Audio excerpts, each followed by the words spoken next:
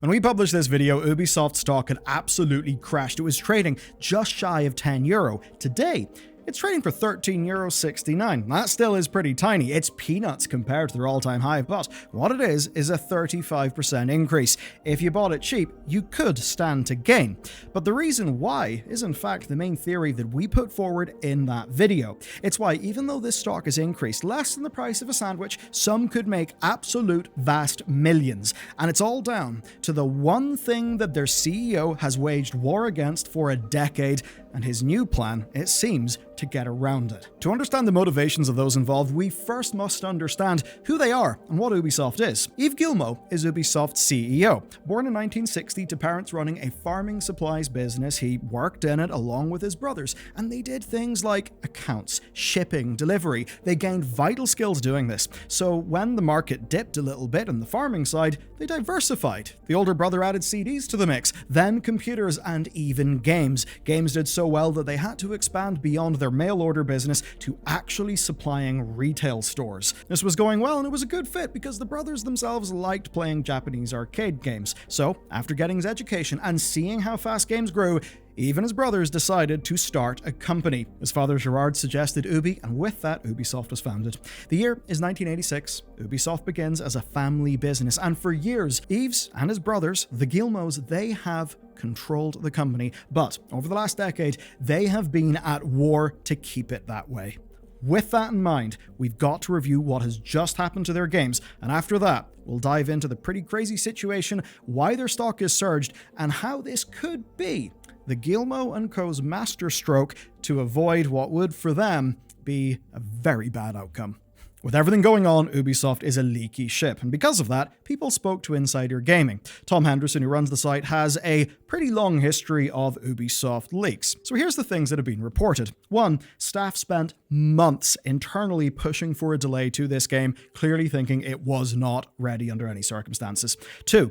Nearly every team at Ubisoft for years has been pushing for day one Steam launches. Point 3 then, last-minute tweaks made to Assassin's Creed Shadows risked damaging the game. And it turns out this is a lesson that they learned from Outlaws, where loads of things that felt busted on the launch of Outlaws were because of the unintended consequences of last-minute design tweaks. Certainly if some of the early stealth stuff just felt weird, not balanced, not really intended, apparently it was that, and the same should go for plenty of other bugs as well. 4th, sources suggest that historical consultants actually came onto the project later than normal, and that the historical approval process suffered from miscommunications and deadline-related cut corners. That is quite bad, because if historical review deems that something needs to be changed, that means changing an asset, changing text, maybe even re-recording a line of dialogue. And if the game is only shipping in English, that would be fine. Games like this do not only ship in English. Everything needs localization and QA, so that just takes time. And then finally, as pertains to Shadows, there's apparently a co-op mode that is currently in development. But that's in fact not all that's going on with Assassin's Creed. First, Mirage is getting a Steam release this month, and that is a game that sold shockingly well in its initial run. It didn't make much of a splash, but it's Assassin's Creed, there are millions of consoles out there, and it did produce sales numbers.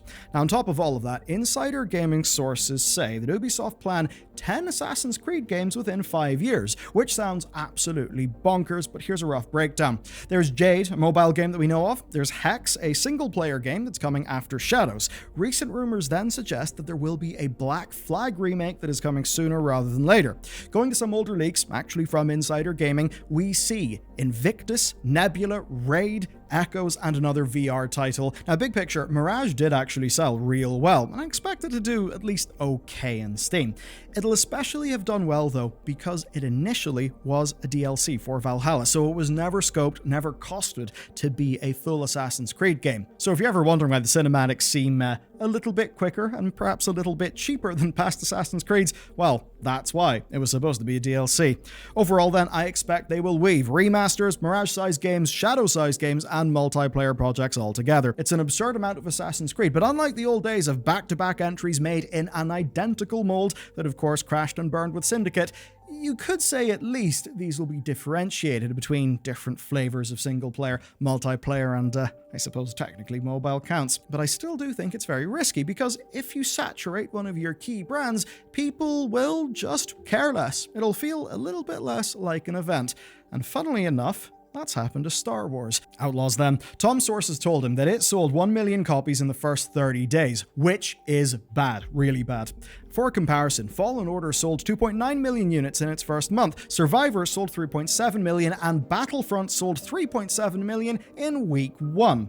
Its extremely embattled sequel at least sold 1.33 million also in week 1. So these are absolutely brutal compared to Outlaws, but it is in fact not the worst comparison. The worst comparison is Star Wars Squadrons. It was a low-budget, mid-price game from EA Motive that shifted 1.1 million copies digitally within its first month. Now, to be clear, these numbers are from a leak. They are not confirmed. They are not a part of something where, because you're a publicly traded company, there is a degree of, liability if you lie.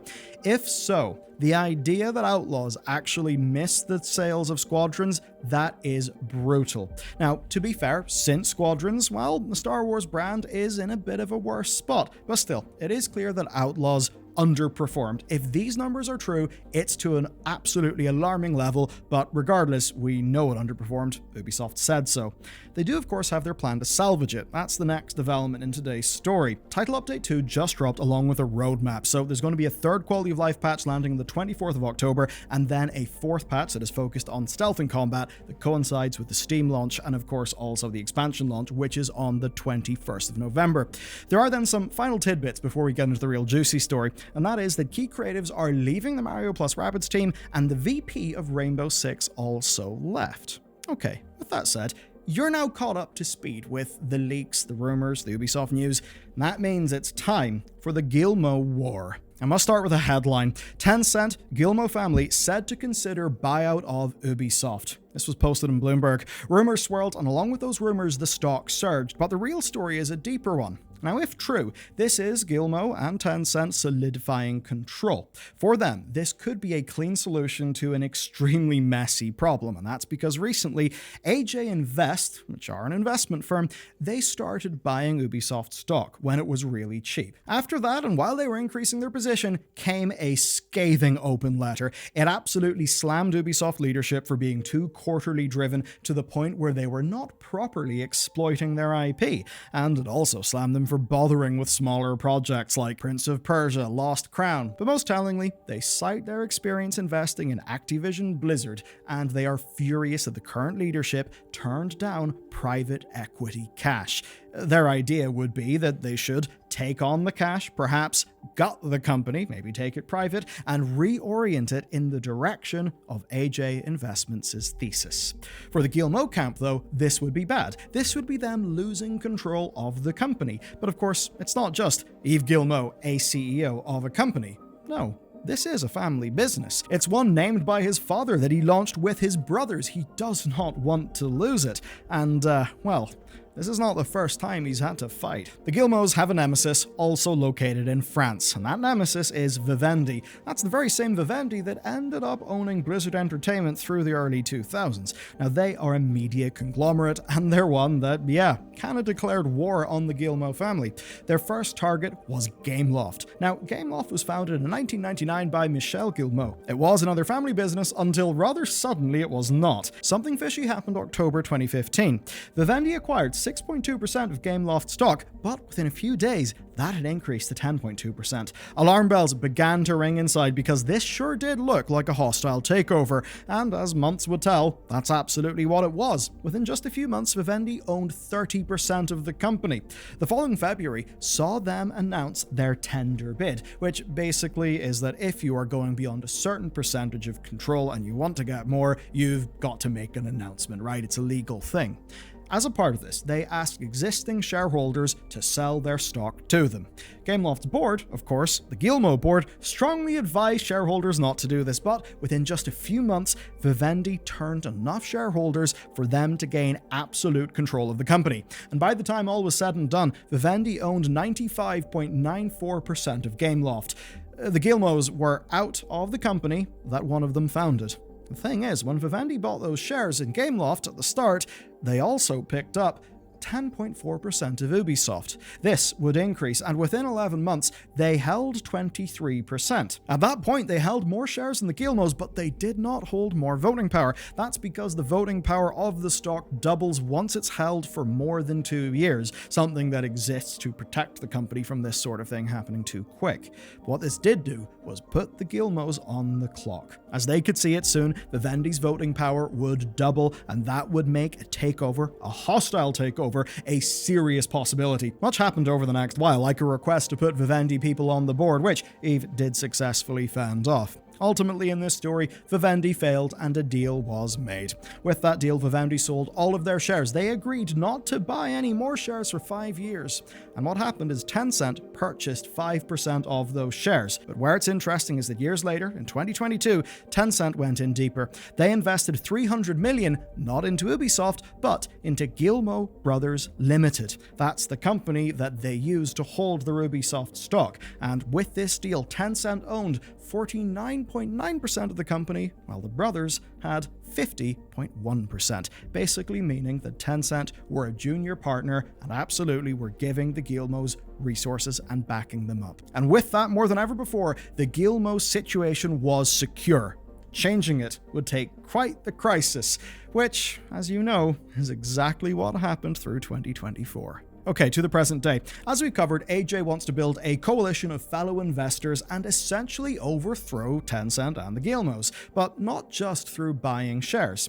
AJ actually believes that the arrangement with Tencent violates EU law that is designed to protect minority investors. This puts Team Guillemot in a tricky position. If they go private under AJ's plan, it would annihilate their control of the company they started. If they stay public and just try to fend them off normally, that risks AJ turning shareholders against them. And even without a major shareholder revolt, it's always possible that AJ make headway with the EU and that ends up causing pain. That's why going private on their own terms would make sense. The Guillemot-Tencent alliance would retain control of the company, they'd become free from quarterly report bullshit, which I'm sure they'd love, and their investors would still get their payday. But that's not to say that it's risk-free. At worst, Tencent could just gobble them up. But I actually don't think that seems likely.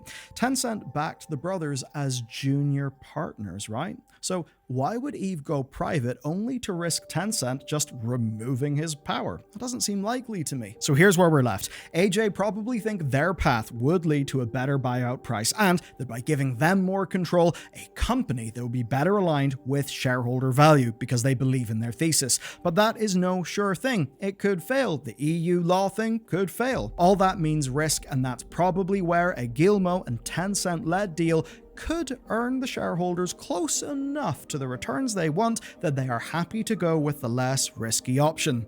And so that is why the stock price went up. Participants in the market are placing a bet. That bet is that Ubisoft may go private. And if it does go private, it will be at a premium compared to the current share price. Say they go private at $22 a share. Well, you could buy in for $11 and find yourself doubling your money. That's the sort of bet that investors could be making. And now the stock's going up simply because of supply and demand. Demand has increased because people think a deal may happen and that deal may earn them money. There'll no doubt be updates to this story soon. And to learn just how too much money and too much growth can hurt a company, take a look at this next. It's the inside story of Blizzard as told by the conflicts within.